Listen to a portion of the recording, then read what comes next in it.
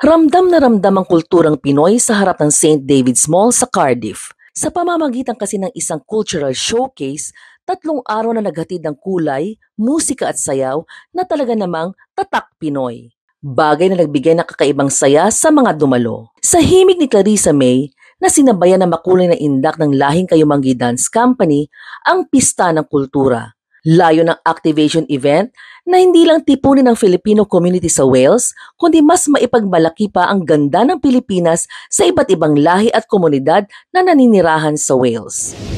Ang Department of Tourism po ay marubdob na nagpapasalamat sa lahat ng mga dumalo sa ating Love the Philippines Consumer Activation dito sa Cardiff.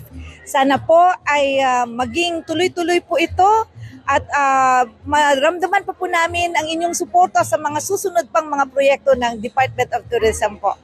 Kaya naman, buong suporta rin ang ibinigay ng lokal na pamahalaan ng Wales. I simply am blown away by the scenery and the effort that's gone into this program. And, you know, we're advertising people to come along to the Philippines. But I would also say, if you're watching this in the Philippines, come to Wales. Para sa performers, isang malaking karangalan na maging bahagi sila ng activation dahil sa kanilang mga talento sa musika at sayaw, mas lalo din nilang naipakikilala pa ang Pilipinas. The event today was really good. So many people, the sun was out, good vibes overall, and yeah, I don't know, it was just really nice seeing everyone together and kind of like all the like people, like passers-by, just stopping and seeing Philippine culture. It's really cool.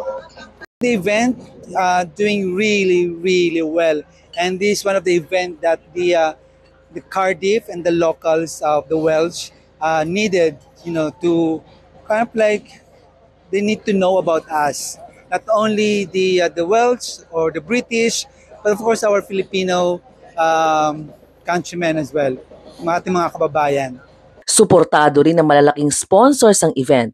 Bukod sa kasiyahan, may paraffle pa gaya ng condominium units. Ang mga dumalo, hindi nagpahuli sa saya. May nakisayaw, may nakikanta, at may nag-enjoy sa libreng cocktails mula kay Dennis. Para sa kanila, sulit ang pagdalo sa event dahil bilang mga Pinoy sa Wales, proud sila to be a Filipino.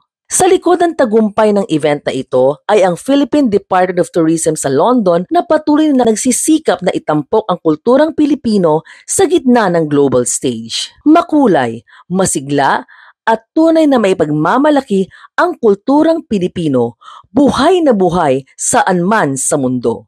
Nauuna sa balitang totoo at laging bago, ako si Carol Panday, ang inyong Pinoy International. Cardiff, Wales, Congress TV.